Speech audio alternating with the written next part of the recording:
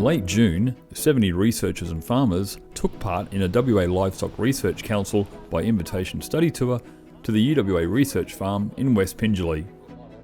On site, they were treated to a broad range of presentations that provided an insight into the extent of projects underway and the degree of collaboration between WA's livestock research community. Our next presenter is Murdoch University's Serina Hancock, and she'll be presenting on the impact of crop height on the survival of twin-born lambs. This forms a part of a major MLA investment project. Right, so let's move on. What I would like you to do, if you have a look around to your left and just everyone swing around all the way around to your left, you'll see this lovely crop out on the hill going around. Oh, keep going, you're going to do a whole 360.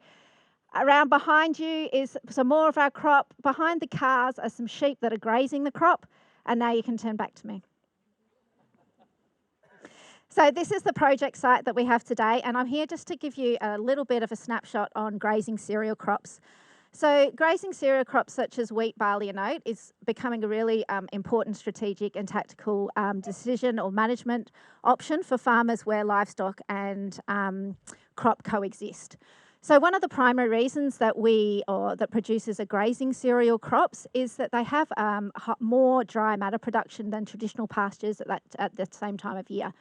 Okay, so effectively we're filling that winter gap with grazing those cereal crops. So cereal crops are really quite high in energy, about 12 megajoules, and crude protein, about 20%.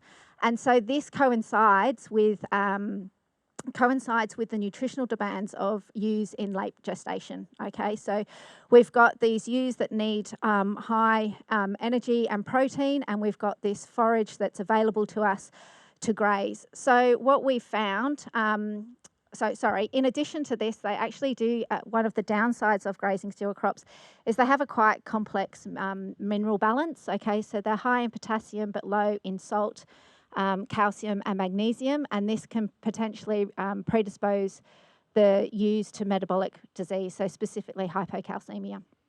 Okay, so a couple of years ago, actually it wasn't a couple of years ago, quite a few years ago now, probably 16, 17 or 17 and 18, we did a trial looking at grazing cereal crops, grazing twin-bearing ewes in late gestation on these crops across New South Wales and here in WA. And what we found was that ewes could graze a crop that was only 200 kilograms of dry matter per hectare and gain condition score. So I just want you to hang on to that thought for a minute. If we compare that to our lifetime ewe management guidelines, Tomo, what are our ewe management guidelines for twin-bearing ewes, feed on offer? 1,500 to 1,800. I asked Ed this question last time I gave this presentation, same thing. So we're all consistent here. So if you have a think, that's a huge advantage of being able to graze these ewes on a much lower food, okay? And they're high energy, high protein.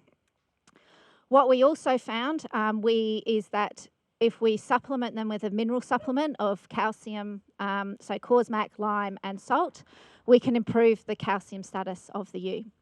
So these, we did get a little bit fancy being research scientists. We also thought we'd do a scientific mix, mineral supplements that address the DCAD, so the acid-base balance of the ewe, and there wasn't a difference between them. So we can just go back to the salt, the Corsmac and lime to improve our calcium status.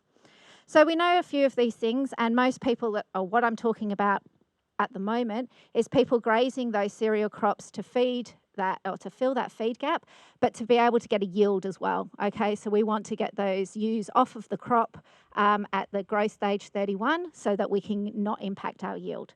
Okay, and that's been shown over a number of studies.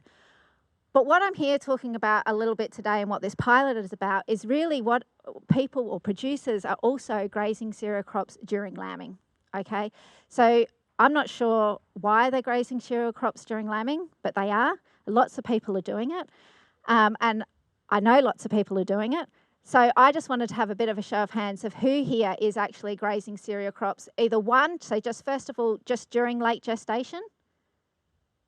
No one. Oh, one, yes. 2, 3. Oh, look at that, 3. And what about during lambing? Who's grazing them during lambing? 1, 2, 3, 4, 5, 60, yes. So a lot of you are doing it. So here's where I throw questions back to you. So I'll run, Bron, with the microphone if you like. You'll be able to keep up with me. Watch out, I'm very fast. So for anyone who wants to, Ed, yes? You maybe ask if people are sowing cereals. Yes, so that's a good... But they're not going to harvest them, they're just using them as a pasture base perhaps. Great question, Ed, and something I did want to cover, so thanks for bringing it up. So I guess there are two sides of this. That one, people are grazing cereal crops to fill the autumn gap and then get a yield off their crop, and some people have actually started grazing, sowing forage to fill that feed gap specifically. So there is no intent to get a yield from that crop.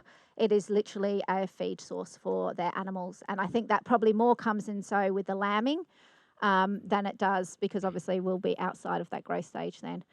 We're not doing it at present, but in the past we have, probably 15 years ago, and it was under from DPIRD and on the ground, with the hands-on assistance basically, and small pens and anyway, so yeah, been through it, but not doing it.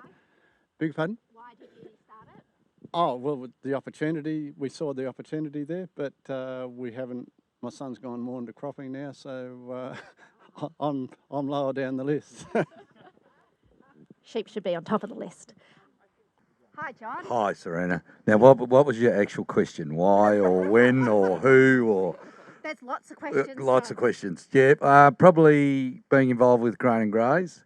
Also looking at your total farm profitability. You can grow more crop, still run the same amount of sheep, and lambing ewes, controlling shortening up your mating period so they're only in for a short period. So they will be out, the ewes that are lambing on the crops will be out before it reaches Z31.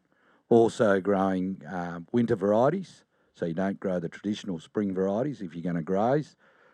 Probably the downfall of the whole thing is taking your biomass off, opens up your crop, takes the canopy off and lets weeds in. So you need to be very well aware on country that you're going to grain and graze that it's got good weed control.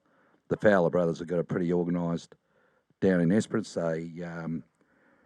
They double spray top. They also spray manipulate any country that it's going to be grown and grazed. The other interesting one we had down there was grazing canola. Canola has an amazing amount of biomass, and I think it's a much more balanced diet. Yes, and I think I'm going to leave it there so we can keep going in interest of time. Thank you, John. That was great, and I know we've spoken a little bit as well when I visited Esperance a year or so ago. There's lots there. So I think what I was trying to get at, and perhaps you didn't quite do me what I wanted you to do, John, maybe I should have prepped you, was that there's a little bit of information out there through the grain and graze, but there's not much information on the risks, the advantages and disadvantages. So you did speak about the growth stage 31 to bring them off for yield. We know that. But what do we know about the lamb, and what do we know about the ewe, and how is she going to cope on that cereal crop with that mineral imbalance? Some other things to think about with the crop for those that are just sowing it for lambing or for a forage during that feed gap has anyone thought about the height and what the impact is on shelter? Okay, so yeah, you have, John? Yeah, so I guess that's part, and that leads into the experiment that we're doing now. We don't have many guidelines around what producers should do when they're grazing cereal crops during lambing, but people are doing it. So what we're intending to do over the course of this sort of 5-year project, and this being a pilot study this year, is to try and determine, to try and produce some guidelines for producers so that we've got more producers uptaking this management option, making it a more productive and profitable thing. So what we're doing here at Ridgefield is we are looking at different crop heights during lambing. Okay, so we're wanting to have a look and see if there's an optimum crop height that improves lamb survival, and what is that, and then we'll test that over the next 3 years across commercial sites around WA and New South Wales. So behind you, we've got, well, even up on the hill, this is our crop, and we've got a high, a medium and a low. we're looking at sort of a 10 centimetre, 20 centimetre and 30 centimetre. That's quite hard to achieve, as we're finding out. So our first site just started last week, and we've crash grazed the crop to try and achieve the heights. And I think we're just going with a high, medium and low. So the high is not grazed. The medium at our other site is grazed for 1 day, and our low site is grazed for 2 days. So that's 1,000 ewes on 5 hectares for 2 days, 1 day and nothing. So behind you, unfortunately, the girls aren't doing a very good job. They've been on for 2 days, and this paddock right next to the laneway here is supposed to be a low foo, and that's not looking like, a low height, and it's not looking like a low height. So we're going to up the numbers here, aren't we, Tim? I don't know if Tim's around.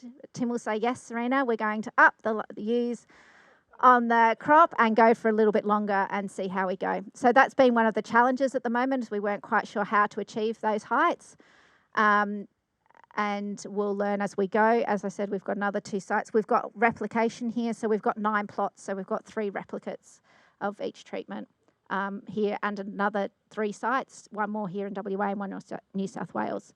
So it's just a little bit of a look-see. If there's no difference, we'll just be looking at crop height versus pasture versus shrub going forward for the next 3 years.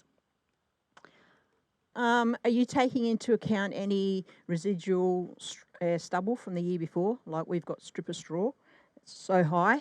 Are you got any old straw residue that will be part of your project?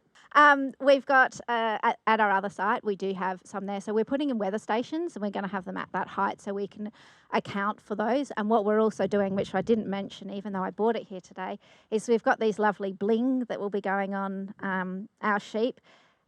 This isn't anything fancy. This is just a battery. And at the top is a GPS, as well as an activity logger in there. And maybe Shane might talk a bit more about that. And then we've also got the activity loggers that the Deep Herd crew, Beth and Kirsty, talked about this morning.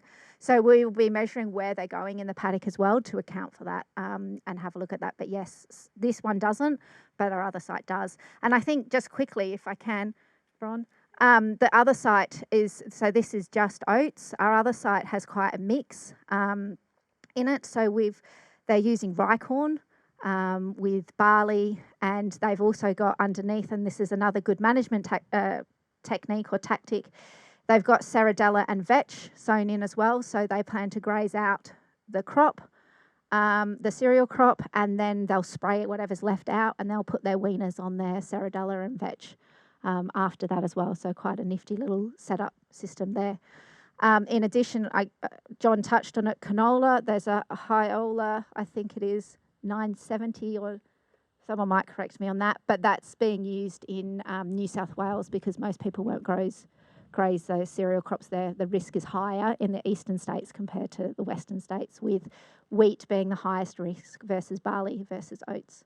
Chris did a lot of work at Allendale with the crew, looking at shelter from crops for lambing, and put the ewes on, I can't remember whether it was day 100 or day 120, but they ate themselves to lambing issues, and it negated any of what they were hoping to find from protection from weather.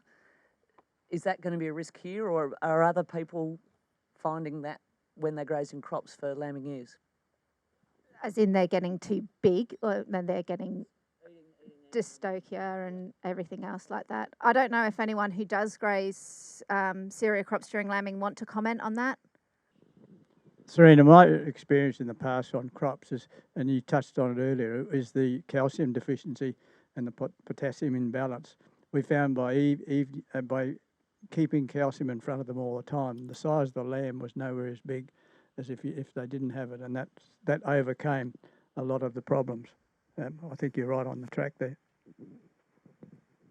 Yeah, so I'm not sure if they didn't have it. Yeah, and I think Esperant, when I was in Esperant, someone made comment to the fact of, oh, okay, I'll be putting a mineral supplement out, and that's probably what's going on with my ewes. So all of our sites will have mineral supplement. If they'll need it, they'll eat it. If they don't need it, they won't eat it. It's the chair's prerogative to give one more question. Thank you, Bron. Yes, Serina, you briefly mentioned Hyola 970. And I think you're downplaying the benefit of that. We grow that 970. We seeded in September, October the preceding year. It won't flower until it has a vernalisation period. And John is my coach on and my brother in New South Wales who uses it for grazing. They're my coaches on this Hyola 970. We're on the south coast, but we get grazing then most of the autumn off this 970, and then you have the option to lock it up for seed or keep grazing it. And we've had no trouble grazing it. So I think we've done grazing crops. We think that grazing cereals, we think this 970 is another step forward on the cereals. Totally agree, Richard. I didn't know anything about the Hyola at all until I spoke to Gordon Refshaughey in New South Wales, and that's what their recommendations throughout New South Wales are all about. So they're involved in the project, and hopefully I'll learn a little bit more about it, and happy to chat to you about it as well, because we hadn't looked at canola or Hyola 970 at all. So yeah, there's lots of unknowns. I guess we've looked at the wheat, barley and oats, but like I said, rye corn's being used. There's lots of different things that are being used that we probably need to reach out and investigate a little bit more as well.